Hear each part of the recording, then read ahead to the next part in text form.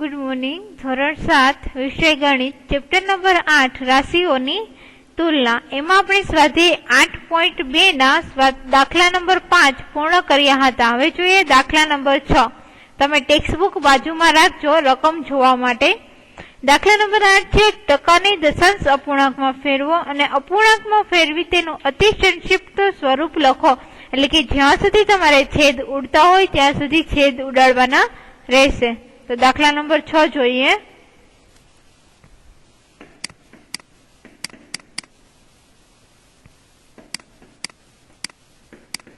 એમાં પેલું છે 25%. તો 25% છે એને તમારે દશાંશ અપૂર્ણાંકમાં ફેરવવા હોય એટલે તો આવશે 0.25. શું આવશે? 0.25. અને અપૂર્ણાંકમાં આપણે ફેરવવા છે. દશાંશમાં ફેરવી એટલે કે પોઈન્ટ મૂકી. અપૂર્ણાંકમાં ફેરવવા હોય તો 25% છે એને 0.25 એટલે કે 25/100 એવી રીતના લખી શકાય. છેદ ઉડાડીએ તો 25 ચોક 100 એટલે કે 1/4 તમારો જવાબ થશે. બીજું છે 150%. 150% છે એને તમે દશાંશમાં ફેરવશો એટલે પેલા જવાબ આવશે 1.50.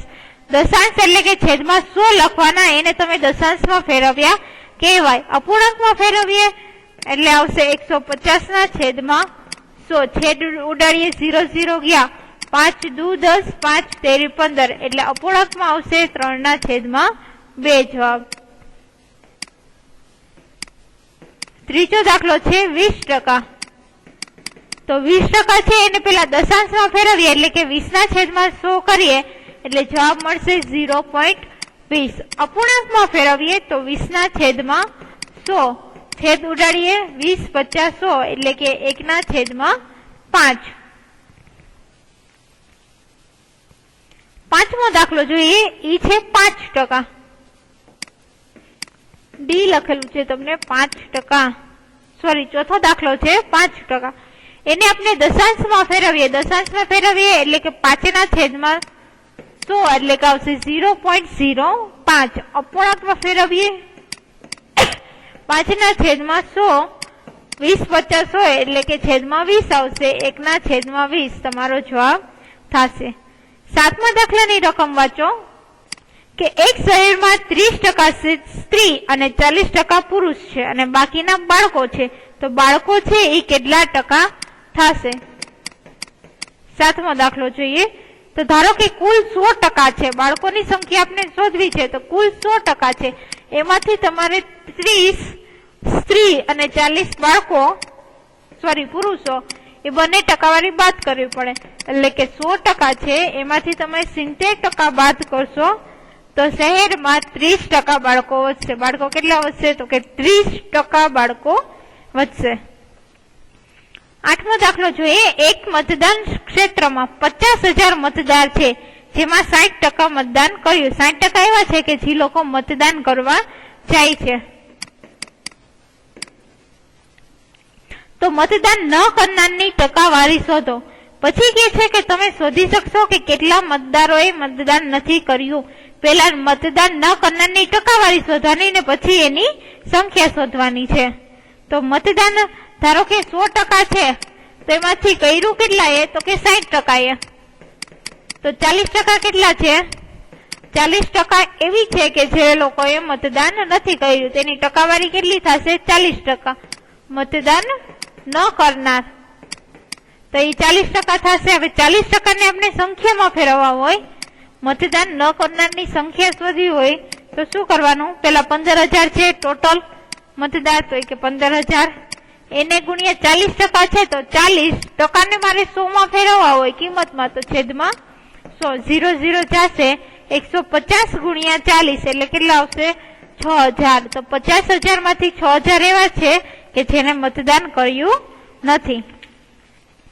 નવમો દાખલો છે કે મીતા તેના પગારમાંથી 4,000 રૂપિયા બચાવે છે. જો તેના પગારના 10% હોય તો તેનો પગાર કેટલો હશે? તમારે મૂળ પગાર શોધવાનો છે. તો ધારો કે આપણે ધારીએ કે મીતાની આવક, મીતા છે એની આવક ₹100 છે તો એ એક્સ ના 10% બચાવે છે, એક્સ ના 10%. એક્સ એટલે શું? તો કે જે એની આવક છે એના 10% બચાવે છે, તો ક્યારે કેટલા થાય છે? 4000. એક્સ ના 10% શોધવા હોય તો આપણે સ્વાધ્યાય 8.1 માં જોયું હતું, એક્સ ગુણ્યા 10 છેદમાં 100 બરાબર કેટલા આવશે? 4000. હવે 0 0 ગયા તો એક્સ ના છેદમાં 10 બરાબર 4000. આ 10 છે ભાગાકારમાં છે, બરાબર ની જમણી બાજુ જાય તો ગુણાકારમાં આવશે, એટલે કે એક્સ બરાબર 4000 ગુણ્યા 10 તો કેટલા થશે? 40000. તો એનો પગાર કેટલો હશે? 40000 પગાર હશે ત્યારે 10% બચાવતા 4000 બચાવી શકે. તો મિતાનો કુલ પગાર કેટલો આવશે? 40000. દાખલા નંબર 10 જોઈએ.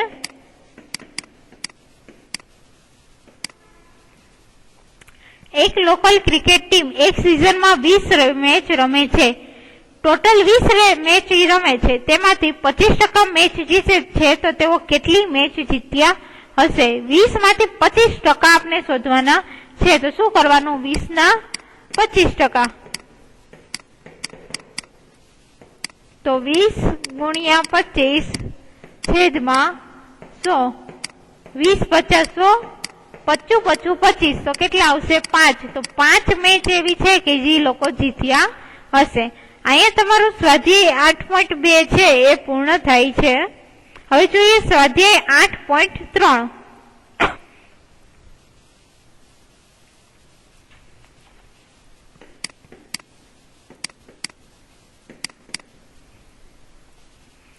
એમાં પેલી રકમ છે દાખલા નંબર 1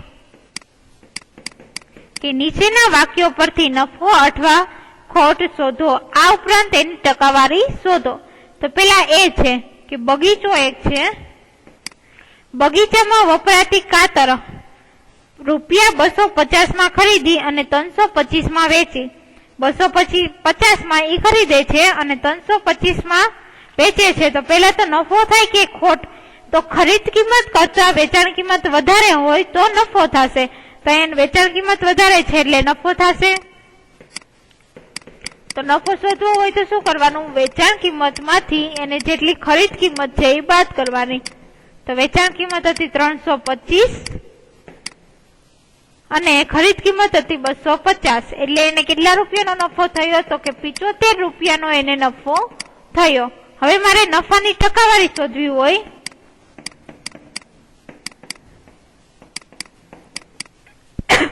તો શું કરવાનું? પેલા અંશમાં લખવાનું નફો છેદમાં લખવાની ખરીદ કિંમત ગુણ્યા 100. નફાની ટકાવારી શોધવી હોય તો અંશમાં નફો છેદમાં ખરીદ કિંમત ગુણ્યા 100.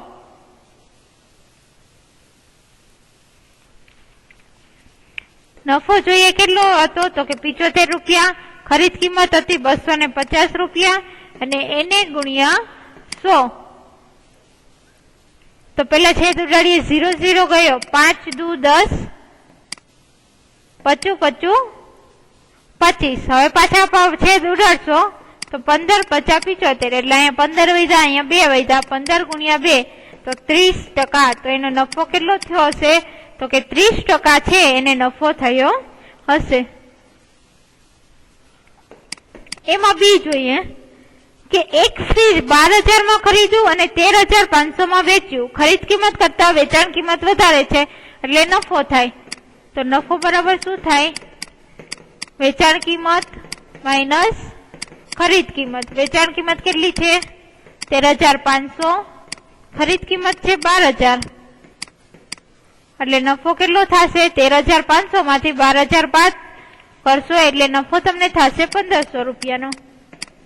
હવે આ 1,500 રૂપિયા છે એને આપણે ટકાવારીમાં ફેરવવાના છે. તો નફાના ટકા કરો તો આપણે અગાઉ સૂત્ર લખ્યું હતું કે અંશમાં શું લખવાનું? નફો. નફો કેટલાનો થયો? 1,500 નો છેદમાં ખરીદ કિંમત. ખરીદ કિંમત હતી 12,000 રૂપિયા અને એને ગુણ્યા શું કરવાનું? તો કે 100 કરવાનું.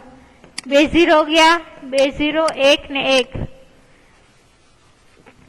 હવે 15 ગુણ્યા 10 150 છેદમાં 12 કરશો એટલે તમને નફો મળશે 12.5%. ટકાવારીમાં કરશો એટલે નફો તમને મળશે 12.5%. એના જેવો છે સી કે કબાટ છે એક, એને 2500 માં ખરીદે છે અને 3000 માં વેચે છે, એટલે કે ખરીદ કિંમત કરતા વેચાણ કિંમત વધારે છે એટલે નફો થશે. તો એની એ રકમ છે એ તમારે દાખલો સાથે હોમવર્કમાં કરવાનો છે. ડી જોઈએ, એક સ્કર્ટ છે એની પડતર કિંમત 250 છે અને 150 માં વેચ્યું, એટલે કે વેચાણ કિંમત ઓછી છે તો શું જાય? ખોટ જશે.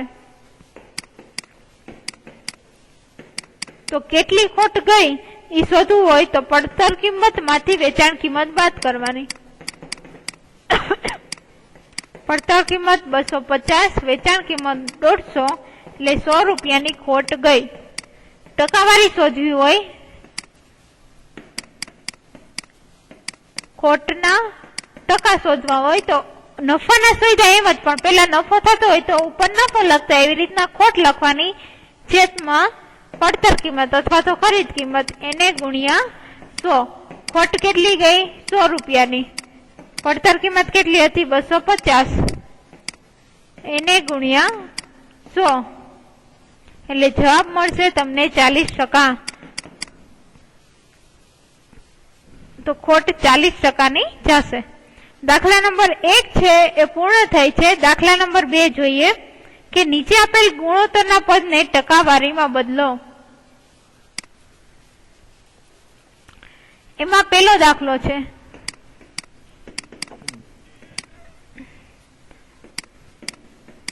3:1. પેલા તો બંનેનો સરવાળો કરવાનો, ગુણોત્તરમાં બદલવા હોય એટલે 3 + 1 એટલે કે 4. હવે પેલું પદ છે 3 માં, જે પહેલું પદ છે એનો આપણે ટકાવારીમાં ફેરવીએ તો 3, જે પેલું પદ લીધું હોય 3 છેદમાં ટોટલ મૂકવાનો. ટોટલ કેટલો હતો?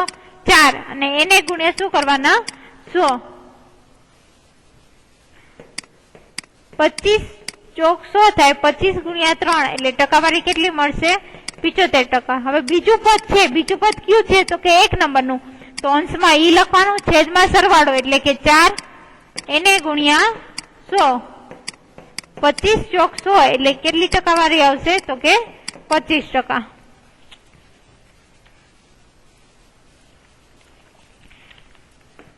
બીજો દાખલો જોઈએ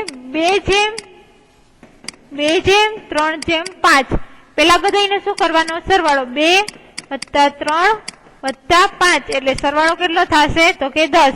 હવે જે પહેલું પદ હતું ઈ જોઈએ તો પેલું પદ કયું છે? 2 એટલે કે 2 છેદમાં સરવાળો 10 એને ગુણ્યા 100. 1 1 0 ગયા, 2 ગુણ્યા 10 એટલે કેટલા આવશે? 20%.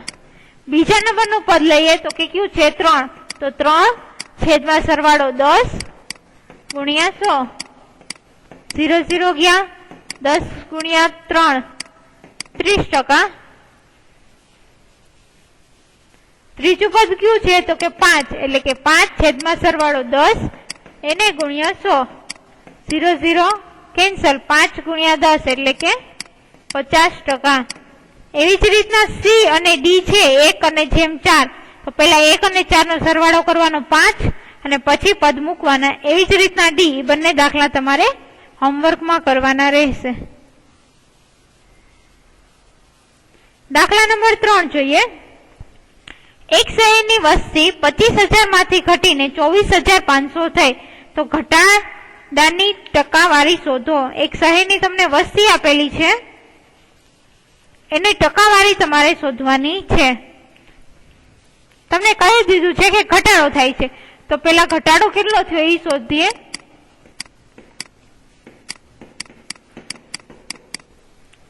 તો કે 25,000 માંથી 24,500 થઈ, એટલે કે 25,000 - 24,500 એટલે 500 વસ્તી છે એનો ઘટાડો થયો. હવે એની ટકાવારી શોધવી હોય તો પેલા નફો કટમાં કેમ કર્યા કે ઉપર નફો થયો તો નફો, ખોટ થઈ હોય તો ખોટ, તો અહીંયા ઘટાડો થયો છે તો ઉપર ઘટાડો 500. મેઇન વસ્તી આપણે પડતર કિંમત ખરીદ કિંમત લખતા હતા, તો મેઇન વસ્તી કેટલી હતી? 25,000 અને એને ગુણ્યા 100. 0 0 25 25 25 5 દુ 10 એટલે કેટલો આવશે તો કે 2% છે એ વસ્તીમાં ઘટાડો થાય છે। ચોથો દાખલો છે, અરુણે એક કાર 3,50,000 માં ખરીદી, પછીના વર્ષે તેની કિંમત વધીને 3,70,000 થઈ, તો કારની કિંમતમાં થયેલ વધારાની ટકાવારી શોધો। તો પેલા વધારો શોધીએ કે વધારો કેટલો થાય છે।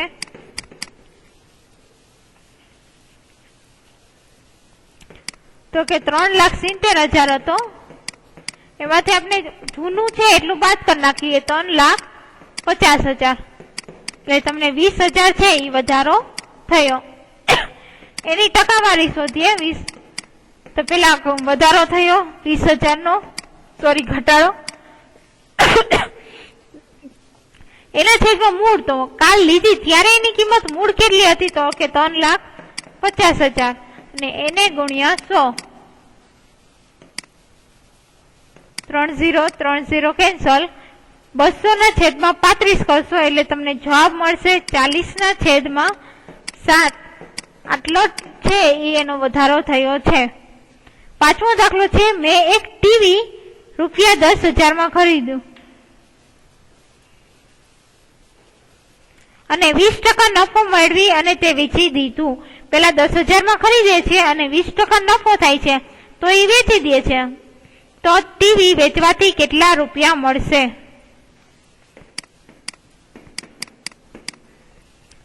તો પેલા નફો હોય તો નફોનું સૂત્ર છે ખરીદ કિંમત ગુણ્યા નફાના ટકા।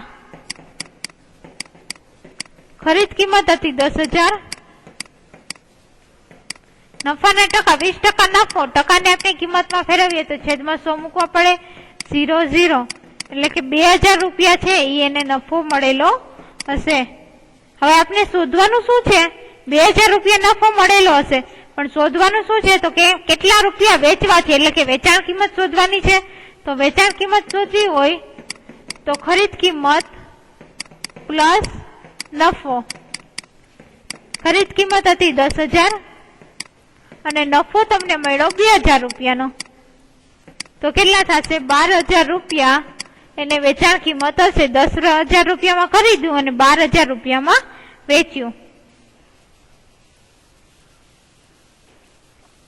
એના પછીનો છઠ્ઠો દાખલો જોઈએ,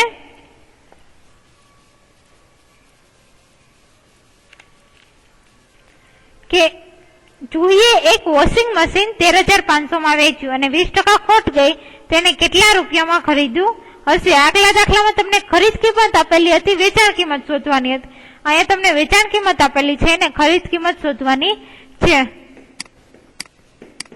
તો આપણે ધારો કે ખરીદ કિંમત છે એ x ધારીએ, ખરીદ કિંમત બરાબર ધારો કે આપણે x ધારી લઈએ, તો વેચાણ કિંમત શોધવી હોય તો વેચાણ કિંમતનું સૂત્ર શું થશે, ખરીદ કિંમત માઇનસ ખોટ।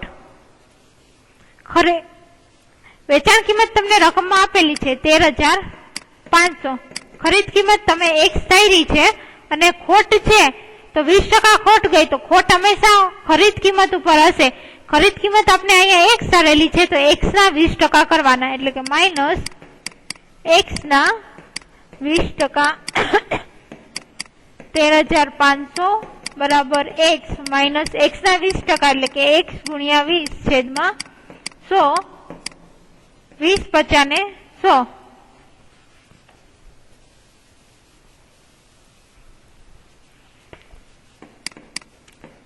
₹13,500 એમ રહેશે, x માઇનસ x ના છેદમાં 5।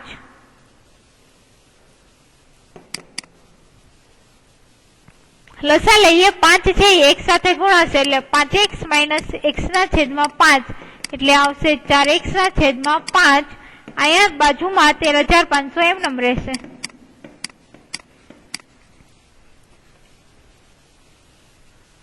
હવે 5 છે એ 13,500 સાથે ગુણાશે કે 13,500 ભાગાકારમાં છે એટલે ગુણાકારમાં આવે, આ બાજુ વધશે 4x, 4 છે એ ફરીથી ગુણાકારમાં છે એટલે ભાગાકારમાં આવશે, 13,500 ગુણ્યા 5 ના છેદમાં 4 બરાબર x, તો તમને જવાબ મળશે x બરાબર 16,875। તો એ એક શું હતું તો કે ખરીદ કિંમત. તો તમારું વોશિંગ મશીન છે એ કેટલામાં લીધેલું હશે તો કે 16,875 માં એ વોશિંગ મશીન લીધેલું હશે. અહીંયા સુધી રાખીએ. દાખલા નંબર 7 છે એ આપણે આવતા લેક્ચરમાં જોઈશું.